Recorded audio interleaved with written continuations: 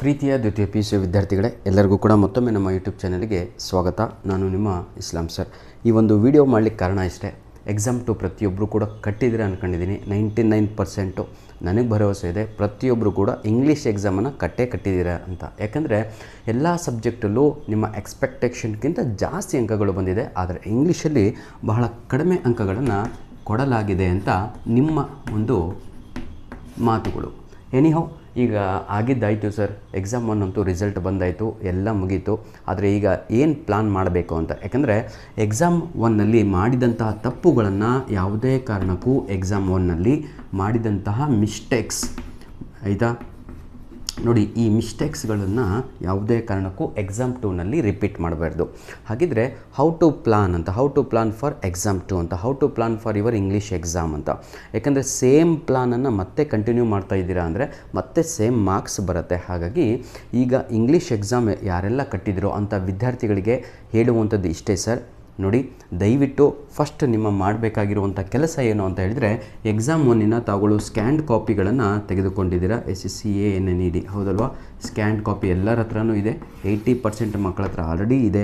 ಈ ಸ್ಕ್ಯಾನ್ಡ್ ಕಾಪಿಯನ್ನು ಸ್ವಲ್ಪ ಪ್ರಿಂಟ್ ತಗೊಂಡ್ರೆ ಬಹಳ ಒಳ್ಳೆಯದು. ಯಾಕಂದರೆ ಇದರಿಂದ ನಿಮಗೆ ಹೆಲ್ಪ್ ಆಗುತ್ತೆ. ಎನಿಹೌ, ಈಗ ನಾನು ಡೈರೆಕ್ಟಾಗಿ ಟಾಪಿಕಿಗೆ ಬರ್ತೀನಿ. ಯಾಕಂದರೆ ಬಹಳ ಜನ ವಿದ್ಯಾರ್ಥಿಗಳು ಸರ್ ನಮ್ಮ ಹತ್ರ ನಾವು ಅಪ್ಲೈ ಮಾಡಲಿಲ್ಲ, ಆದರೂ ಕೂಡ ನಾವು ಫೇಲ್ ಆಗಿದ್ದೀವಿ, ನಾವು ಅಪ್ಲೈ ಮಾಡಿಲ್ಲ, ಸ್ಕ್ಯಾನ್ ಕಾಪಿ ನಮ್ಮ ಹತ್ರ ಇಲ್ಲ, ನಾವು ಎಕ್ಸಾಮ್ 2 ಬರಿತಾ ಇದ್ದೀವಿ. ಹಾಗಿದ್ರೆ ನಮಗೇನು ಪ್ಲಾನು? ಇಬ್ಬರಿಗೂ ಕೂಡ ಈ ಒಂದು ವಿಡಿಯೋದಲ್ಲಿ ಸಂಪೂರ್ಣವಾಗಿ ಎಕ್ಸಾಮ್ 2 ಯಾವ ರೀತಿಯಾಗಿ ಕ್ರ್ಯಾಕ್ ಮಾಡಬೇಕು, ಎಕ್ಸಾಮ್ 2ನಲ್ಲಿ ಯಾವ ರೀತಿಯಾಗಿ ಔಟ್ ಆಫ್ 80 ಮಾರ್ಕ್ಸಿಗೆ ತಾವುಗಳು ಎಲ್ಲರೂ ಕೂಡ ಎಕ್ಸಾಮನ್ನು ಬರಿತಾ ಇದ್ದೀರಾ, ಇಂಗ್ಲೀಷ್ ಎಕ್ಸಾಮನ್ನು ಬರಿತಾ ಇದ್ದೀರಾ. ಹಾಗಿದ್ರೆ ಟಾರ್ಗೆಟು 70+ ಬಹಳ ಜನದಿದೆ, ಟಾರ್ಗೆಟು 75+ ಕೂಡ ಬಹಳ ಜನದ್ದು ಇದೆ. ಹಾಗಿದ್ರೆ ಕೇವಲ ಈ ವಿಡಿಯೋ ಬಂದು ನಮ್ಮ ರ್ಯಾಂಕ್ ವಿದ್ಯಾರ್ಥಿಗಳಿಗ ಅಂತ ಹಾಗೇನೂ ಇಲ್ಲ ಸರ್. ಇನ್ನೂ ಕೆಲವೊಬ್ಬರಂತೂ ಬಿಡಿ, ಪಾಪ 77 ತಗೊಂಡವರು ಕೂಡ ಎಕ್ಸಾಮನ್ನು ಬರೀತಾ ಇದ್ದಾರೆ ಎಕ್ಸಾಮ್ 2ನಲ್ಲಿ. ಯಾಕೆಂದರೆ ಹೋಪ್ ಎಲ್ಲೋ ಒಂದು ಕಡೆ ಎಕ್ಸಾಮ್ 2ನಲ್ಲಾದರೂ ನಮ್ಮನ್ನು 80 ಔಟ್ ಆಫ್ 80 ಕೊಡ್ತಾರೇನೋ ಅಂತ. ನಿಜವಾಗಿಯೂ ಕೊಡ್ತಾರೆ ಅಂತ ಪಾಸಿಟಿವ್ ಥಿಂಕಿಂಗಲ್ಲೇ ಹೋಗಿ ಬರೀರಿ ಸರ್, ಏನೂ ಕೂಡ ಆಗಲ್ಲ, ಆಯಿತಾ? ಎನಿಹೌ, ಈಗ ಫೇಲ್ ಆದಂಥ ವಿದ್ಯಾರ್ಥಿಗಳು 20 ತಗೊಂಡು ಅಥವಾ 12 ತಗೊಂಡು ಅಥವಾ 18 ತಗೊಂಡು ಔಟ್ ಆಫ್ 80ಗೆ ಅಂಥ ವಿದ್ಯಾರ್ಥಿಗಳಿಗೆ ಹೇಳುವಂಥದ್ದು ಇಷ್ಟೇ. ನಾನು ಫಸ್ಟ್ ಇವರನ್ನು ಕವರ್ ಮಾಡಿಬಿಡೋಣ. Those who failed in English ಎಕ್ಸಾಮಲ್ಲಿ ಫೇಲ್ ಆಗಿದ್ದೀನಿ ಅನ್ನೋರಿಗೆ ದಯವಿಟ್ಟು ನನಗೆ ಕಮೆಂಟ್ ಮಾಡಿ, I failed in English exam ಅಂತ. ನಿಮಗೆ ಏನು ಓದಬೇಕು ಅಂತ ಒಂದು ಲಿಂಕನ್ನು ಕಳಿಸ್ತೀನಿ, ಅಷ್ಟೇ ಓದಿ ಸರ್, 100% ತಾವುಗಳು ಪಾಸ್ ಆಗ್ತೀರಾ. ಸುಮ್ಮನೆ ಪಾಪ ನಮ್ಮ ರ್ಯಾಂಕ್ ವಿದ್ಯಾರ್ಥಿಗಳು ಮಾಡಿದಂಥ ಪ್ಲಾನನ್ನು ನೀವು ಮಾಡಿದರೆ ಫೇಲ್ ಆಗ್ತೀರಾ ಮತ್ತೆ. ಯಾಕಂದರೆ ಇವರ ಟಾರ್ಗೆಟೇ ಬೇರೆದಾಗಿದೆ, ಇವ್ರ ಲೆವೆಲ್ಲೇ ಬೇರೆದಾಗಿದೆ. Imagine yourself. ಈಗ ನಾನು ನನ್ನ ಕೈಯಲ್ಲಿ MBBS ಓದೋಕ್ಕಾಗಲಿಲ್ಲ, ನನ್ನ ಕೈಯಲ್ಲಿ MD ಓದೋಕ್ಕಾಗಲಿಲ್ಲ ಅಂತ ಹೇಳಿದರೆ ನಾನು ಡಾಕ್ಟ್ರಿಗಾಗ್ಲಿಕ್ಕೆ ಆಗಲಿಲ್ಲ. ಯಾಕಂದರೆ ಆ ಲೆವೆಲಿನ IQ, ಆ ಲೆವೆಲಿನ ಏನು ಮೆಮೊರಿ ಪವರ್ ಇಲ್ಲ. ಹಾಗಾಗಿ ನಾನು ಇಂಥ ಎಲ್ಲ ಬುಕ್ಸ್ಗಳನ್ನು ಓದಲಿಲ್ಲ. ಹಾಗಾಗಿ ನಿಮ್ಮ ಯೋಗ್ಯತೆ ಎಷ್ಟಿದೆಯೋ, ವಾಟ್ ಈಸ್ ಮೈ, ಆಯಿತಾ, ನಮ್ಮ ಒಂದು ಪವರ್, ನಮ್ಮ ಒಂದು IQ ಲೆವೆಲ್ ಏನಿದೆಯೋ ಆ ಲೆವೆಲ್ಗೆ ನಾವು ಓದಬೇಕಾಗತ್ತೆ. ನೋಡಿ ವಿದ್ಯಾರ್ಥಿಗಳೇ, ನಿಮ್ಮ ಪ್ಲಾನೇ ಬೇರೆಯಾಗಿದೆ, ನಿಮ್ಮ ಪ್ಲಾನೇ ಬೇರೆದಾಗಿದೆ. You know your plan very well. ಇವರೆಲ್ಲ ಏನು ಮಿಸ್ಟೇಕ್ ಮಾಡಿದ್ದಾರೆ ಅಂದರೆ 90% ಒಂದೇ ಒಂದು ಮಿಸ್ಟೇಕು, ಅದು ಕ್ವಶನ್ ನಂಬರ್ 34 ಆಗಿತ್ತು. ಕ್ವಶನ್ ನಂಬರ್ 34ಅಲ್ಲಿ ಅದು ಡೈರೆಕ್ಟ್ ಆ್ಯಂಡ್ ಇಂಡೈರೆಕ್ಟ್ ಸ್ಪೀಚ್ ಆಗಿತ್ತು. ಹಾಗಿದ್ರೆ ಡೈರೆಕ್ಟ್ ಆ್ಯಂಡ್ ಇಂಡೈರೆಕ್ಟ್ ಸ್ಪೀಚು ನೀವೆಲ್ಲ ಏನು ಮಾಡಬೇಕು? 70+ ಸ್ಕೋರ್ ಮಾಡಿದಂಥ ವಿದ್ಯಾರ್ಥಿಗಳು, you lost your marks in which main question? 34 ಮೇನ್ ಕ್ವಶನಲ್ಲೇ ಹೋಗಿರೋದು ನಿಮ್ಮದು. ಜೊತೆಗೆ ಪ್ಯಾಸೇಜಲ್ಲಿ 2 ಮಾರ್ಕ್ಸ್ ಹೋಗಿದೆ, ಅದು ನನಗೂ ಕೂಡ ಗೊತ್ತು, ಹೌದಲ್ವಾ? ಪ್ಯಾಸೇಜ್ ಇದು 100%. ಪ್ಯಾಸೇಜಲ್ಲಿ ನೋಡಿ, ಪ್ಯಾಸೇಜಲ್ಲಿ 2 ಮಾರ್ಕು 1 ಮಾರ್ಕು ಎಲ್ಲ ಕಳ್ಕೊಂಡಿದ್ದೀರಾ. ಯಾಕೆ ಕಳ್ಕೊಂಡಿದ್ದೀರಾ ಅಂದರೆ ತಾವುಗಳು ಸ್ವಲ್ಪ ಪೇಷನ್ಸ್ ಇಟ್ಕೊಂಡು ಆರಾಮಾಗಿ ಬರ್ತಿದ್ದಿದ್ರೆ ಬರುತ್ತೆ. ಹಾಗಿದ್ರೆ ಈ ಸಲ ನೀವು ಚಾಲೆಂಜ್ ಮಾಡಬೇಕು, I will get out marks in passage first ಅಂತ.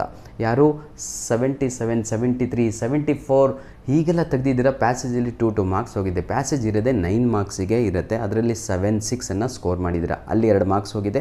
ಜೊತೆಗೆ ಡೈರೆಕ್ಟ್ ಆ್ಯಂಡ್ ಇಂಡೈರೆಕ್ಟ್ ಸ್ಪೀಚಲ್ಲಂತೂ ಬಿಡಿ, ಈ 70+ ಬಂದವರಿಗಂತೂ ಪಾಪ ಇಲ್ಲಿ 0 ಬಂದುಬಿಟ್ಟಿದೆ, ಇಲ್ಲಿ 1 ಬಂದುಬಿಟ್ಟಿದೆ, ಇಲ್ಲಿ 2 ಬಂದುಬಿಟ್ಟಿದೆ. ಹಾಗಿದ್ರೆ 34 ಕ್ವಶನ್ ನಂಬರ್ ಏನು ಗೊತ್ತಾ? ಅದು ಡೈರೆಕ್ಟ್ ಆ್ಯಂಡ್ ಇಂಡೈರೆಕ್ಟ್ ಸ್ಪೀಚ್. ಯಾರಿಗೆಲ್ಲ 34 ಮೇನ್ ಕ್ವಶನ್ ಬರಲ್ವೋ, ಯಾರಿಗೆಲ್ಲ 34 main question is very very very difficult, please comment. Comment me. Sir ನನಗೆ 34 ಮೇನ್ ಕ್ವಶನ್ ಬರಲ್ಲ, ಎಕ್ಸಾಮ್ ಹಿಂದಿನ ದಿನ ಕಮೆಂಟ್ ಮಾಡಬೇಡಿ ಸರ್. ದಯವಿಟ್ಟು ಈ ವಿಡಿಯೋ ರಿಲೀಸ್ ಆದ ತಕ್ಷಣ ನಿಮ್ಮ ಫ್ರೆಂಡ್ಸ್ಗಳಿಗೆ ಶೇರ್ ಮಾಡಿ, ಯಾರೆಲ್ಲ ಎಕ್ಸಾಮ್ 2 ಬರೀತಾ ಇದ್ದಾರೋ, ಯಾರೆಲ್ಲ ಎಕ್ಸಾಮ್ 2ಗೆ ಅಪ್ಲೈ ಮಾಡಿದಾರೋ. Specially this video is purely meant for our second year PUC, those who applied ಏನಂತೀರ ತಗೊಳ್ಳೋ ಸಬ್ಜೆಕ್ಟ್ ಇಂಗ್ಲೀಷನ್ನು ತೆಗೆದುಕೊಂಡಂಥ ವಿದ್ಯಾರ್ಥಿಗಳಿಗೆ ಆಗಿರುತ್ತೆ, ಆರ್ಟ್ಸು, ಕಾಮರ್ಸು, ಸೈನ್ಸ್. ನೋಡಿರಿ ಸರ್, ಇಂಥ ಅವಕಾಶ ಮತ್ತೆ ಸಿಗಲ್ಲ. ಈಗ ನಾನು ಹೇಳುವಂಥದ್ದು ಇಷ್ಟೇ, ಈಗ ಯಾರೋ ಒಬ್ಬರು ಪಾಪ 84.9 ಆಗಿರುತ್ತೆ ಪರ್ಸೆಂಟೇಜು, ಅಥವಾ 89.9 ಆಗಿರುತ್ತೆ. ಇಲ್ಲಿ ಮಗುಗೆ 1-2 ಮಾರ್ಕ್ಸ್ ಬಂದರೂ ಕೂಡ ಸಾಕು. 75 ಎಕ್ಸಾಮ್ ಒನ್ನಲ್ಲಿ ತೆಗೆದಿರ್ತಾನೆ, 77 ಬಂದರೂ he will be more happy. Why he will be more happy? ಕಟ್ಟಿರೋದು 175 ರುಪೀಸಿಗೆ ನಿಮಗೆ 2 ಮಾರ್ಕ್ಸು 3 ಮಾರ್ಕ್ಸು ಬಂದಂಗಾಯಿತು. ಜೊತೆಗೆ ನೋಡಿ ಸರ್, 6 ಮಾರ್ಕ್ಸು ನೀವು ಸ್ಕೋರ್ ಮಾಡಿದರೆ 1% ಆಗುತ್ತೆ, 1% ಆಗುತ್ತೆ. ನೆನ್ಪಿಟ್ಕೊಳ್ಳಿ. ಈಗ ನಿಮ್ಮ ಟಾರ್ಗೆಟ್ ಏನಾಗಿದೆ ಅಂತ ತಗೊಳ್ಳೋ ಇಟ್ಕೋಬೇಕು. ಯಾಕಂದರೆ ಬಹಳ ಜನ ಕೇವಲ 50 ಮಾರ್ಕ್ಸ್ ಸ್ಕೋರ್ ಮಾಡಿದ್ದಾರೆ, ಇಂಗ್ಲೀಷಲ್ಲಿ 50 ಕೊಟ್ಟಿದ್ದಾರೆ ಸರ್ ನಮಗೆ ಅಂತ. ಹಾಗಿದ್ರೆ ನಿಮ್ಮ ಟಾರ್ಗೆಟ್ ಏನಾಗಬೇಕು? Imagine yourself. ಈಗ ನಿಮ್ಮ ಟಾರ್ಗೆಟ್ ಏನಾಗಬೇಕು?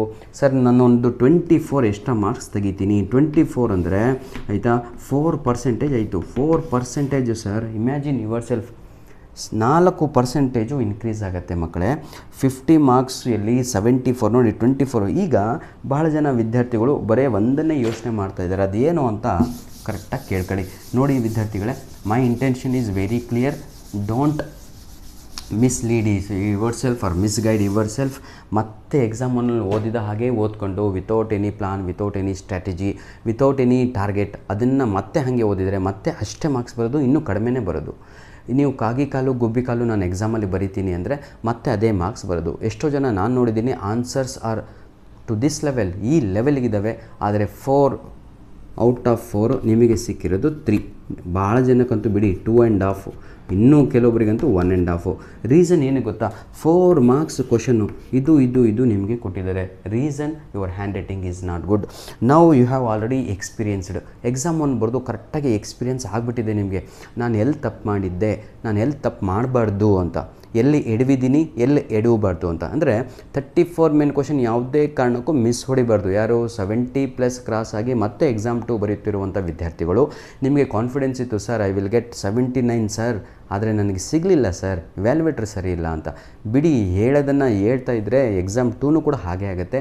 ಎಲ್ಲದೂ ಕೂಡ ಬಿಟ್ಟು today you make a plan. I will not think about other things, only I should think about my exam 2 ಅಂತ. ಎಕ್ಸಾಮ್ 2 ಬಗ್ಗೆ ಅಷ್ಟೇ ಥಿಂಕ್ ಮಾಡಬೇಕು ನಾನು ಅಂತ ಯೋಚನೆ ಮಾಡಿ, ಆಯಿತಾ?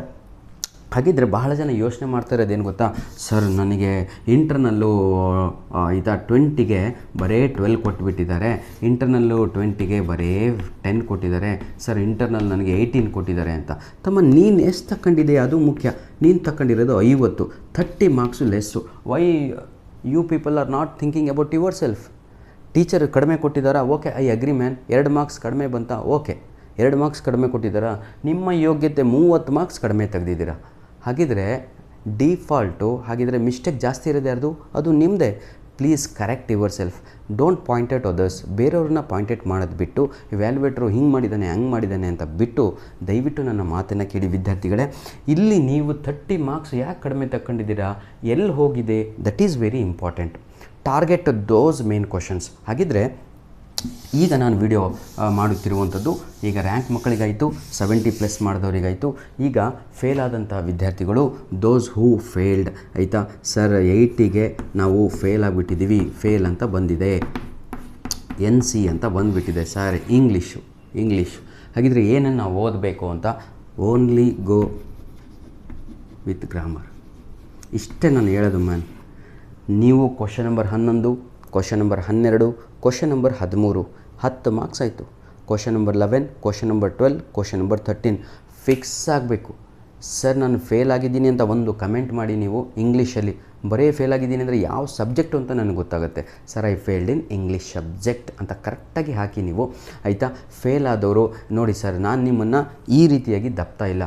Sir 4 marks sir I failed in English, please give me 4 marks important questions. ಇಲ್ಲ ತಮ್ಮ, ಫಸ್ಟು ಗ್ರಾಮರ್ ಬರೀ, ಗ್ರಾಮರ್ ಬರೆದು ಪಾಸ್ ಆಗೋದನ್ನು ಕಲಿ. ಸ್ಟೆಪ್ ಬೈ ಸ್ಟೆಪ್ ಕಣೋ. ಮಗು ಹುಟ್ಟಿದ ತಕ್ಷಣ ನನಗೆ ಬೋನ್ಸ್ ಕೊಡು, ಮಗು ಹುಟ್ಟಿದ ತಕ್ಷಣ ನನಗೆ ಲಾಲಿಪಾಪ್ ಕೊಡು, ಮಗು ಹುಟ್ಟಿದ ತಕ್ಷಣ ನನಗೆ ಏನಂತೀರ ಉಂಡೆ ಕೊಡು ಅಂದರೆ, can it is possible to chew, can it is possible to extremely sorry my dear children, dust ಹಾಗಾಗಿ ಆಯಿತಾ. ನೋಡಿ, ಇವೆಲ್ಲ ಅಸಾಧ್ಯ ಕಣ್ರು. ನಾನು ನಿಮ್ಮನ್ನು ಯಾಕೆಂದರೆ ಭಾಳ ಜನ ಕಮೆಂಟ್ ಆಗ್ತಾಯಿರ್ತೀರ, ಸರ್ 3 ಮಾರ್ಕ್ಸ್ ಇಂಪಾರ್ಟೆಂಟ್ ಕೊಡಿ, 4 ಮಾರ್ಕ್ಸ್ ಕೊಡಿ, ನಾನು ಫೇಲ್ ಆಗಿಬಿಟ್ಟಿದ್ದೀನಿ. ತಮ್ಮ ನೀವು ಫೇಲ್ ಆಗಿದೆಯಾ ಅಂದರೆ ಯು ಡೋಂಟ್ ನೋ ಗ್ರಾಮರ್ ಅಂತ. ಫಸ್ಟು ಗ್ರಾಮರಲ್ಲಿ 40ಕ್ಕೆ 40 ತೆಗೆಯೋದನ್ನು ಕಲಿ ತಮ್ಮ. 40 ಔಟ್ ಆಫ್ 40 ಅಂದರೆ 50% ಇಲ್ಲೇ ಪಾಸ್ ಆಯಿತು, 50% ಪೇಪರು ಕಂಪ್ಲೀಟ್ ಆಯಿತು ಅಂತ. This grammar part include letter writing also, this grammar part include passage also, this grammar part include prefix, suffix, question tags, rearrange the following, ನಿಮ್ಮ error finding, ನಿಮ್ಮ dialogue writing, ನಿಮ್ಮ active voice and passive voice, ನಿಮ್ಮ language expressions, ನಿಮ್ಮ pronominal pronouns, ಇದಿಷ್ಟು ಕೂಡ ಒಳಗೊಂಡಿರುತ್ತೆ. Prepositions, articles, verbs. ಇದನ್ನು ರೆಡಿಯಾಗಿ ಒಂದೇ ಒಂದು ವಿಡಿಯೋ ನೋಡಿದರೆ ಸಾಕು ಸರ್. 2 ವಿಡಿಯೋ ಇದ್ದಾವೆ ನಂದು, ಅರ್ಧ ಗಂಟೆದು ಗ್ರಾಮರಿಂದು. ಸುಮ್ಮನೆ ಕೂತ್ಕೊಂಡು ದಿನ ಓದಿ ಮತ್ತೆ ಫೇಲ್ ಆಗೋಕ್ಕಿಂತ ಇಂಗ್ಲೀಷಲ್ಲಿ ಫಸ್ಟ್ ಸ್ಟೆಪ್ ನಾನು ಹೇಳ್ತೀನಲ್ವ, ಕೂತ್ಕೊಂಡು 2 ದಿನ ಈ ವಿಡಿಯೋ ನೋಡಿಬಿಟ್ಟು, 2 ದಿನ ಅಂದರೆ 2 ತಾಸು, ಅದೇ ಅಲ್ಲ ವಿಡಿಯೋ ಇರೋದೇ ಅರ್ಧ ಗಂಟೆ, ಕೂತ್ಕೊಂಡು ವರ್ಕ್ ಮಾಡಬೇಕು. Please go through with your all 3 model question papers. Fail ಆದಂಥ ವಿದ್ಯಾರ್ಥಿಗಳಿಗೆ ಇಷ್ಟೇ ನಾನು ಹೇಳುವಂಥದ್ದು. ಫಸ್ಟ್ 3 ಮಾಡಲ್ ಕ್ವಶನ್ ಪೇಪರು, ನಂತರದಲ್ಲಿ ಎಕ್ಸಾಮ್ 1 ಕ್ವಶನ್ ಪೇಪರು, ಅಷ್ಟು ಓದ್ಕೊಂಡು ನನ್ನ ಒಂದು ವಿಡಿಯೋ ನೋಡಿದರೆ ಸಾಕು sir. Really you will get good means distinction ಲೆವೆಲಿಗೆ ಪಾಸ್ ಆಗ್ತೀರಾ. ಇಂಥ ವಿದ್ಯಾರ್ಥಿಗಳಿಗೂ ನಾನು ಹೇಳುವಂಥದ್ದು ಇಷ್ಟೇ. ಫೇಲ್ ಆದಂಥ ವಿದ್ಯಾರ್ಥಿಗಳು ಟಾರ್ಗೆಟ್ ಫಾರ್ 70+, ಫೇಲ್ ಆದಂಥ ವಿದ್ಯಾರ್ಥಿಗಳು ಟಾರ್ಗೆಟ್ 70+ ಇಟ್ಕೊಳ್ಳಿ. ಹಾಗೂ ಬೇರೆಯವರು ಕೂಡ ದೋಸ್ ಹೂ ಸ್ಕೋರ್ಡ್ ಆಲ್ರೆಡಿ ಇನ್ ಎಕ್ಸಾಮ್ 1 70+ ಯಾರೆಲ್ಲ ಸ್ಕೋರ್ ಮಾಡಿದಿರೋ ಅಂಥ ವಿದ್ಯಾರ್ಥಿಗಳು ಕೂಡ ಅಪ್ಲೈ ಮಾಡಿದ್ದೀರಾ. All the best my dear children. ಮತ್ತೊಂದು ವಿಡಿಯೋದಲ್ಲಿ ಸಂಪೂರ್ಣವಾಗಿ ಯಾವ ಪಾಠದಲ್ಲಿ ಏನು ಓದಬೇಕು ಅಂತ ಮತ್ತೆ ಹೇಳ್ಕೊಡ್ತೇನೆ. ಈ ಒಂದು ವಿಡಿಯೋಯಿಂದ ನಾಳೆಯಿಂದ ನೀವೆಲ್ಲರೂ ಕೂಡ time is very precious. At least 4 ಗಂಟೆಗೆ ಎದ್ದು ಓದಲಿಕ್ಕೆ ಪ್ರಾರಂಭ ಮಾಡಿ ಅಂತ ಹೇಳ್ತಾ ವಿಡಿಯೋನ ಇಲ್ಲಿಗೆ ಮುಗಿಸ್ತಾ ಇದ್ದೇನೆ. ಧನ್ಯವಾದಗಳು. ನನ್ನ ವೀಡಿಯೋಸ್ಗಳು ಸ್ವಲ್ಪ ಲೆಂತಿ ಆಗ್ತವೆ, ರೀಸನ್ ಇಷ್ಟೇ ಕಣ್ರೋ, ನೀವು ಒಳ್ಳೆಯವರಾಗಲಿ ಅಂತ, ಒಳ್ಳೆ ಅಂಕಗಳು ಬರಲಿ ಅಂತ. God bless you all the best.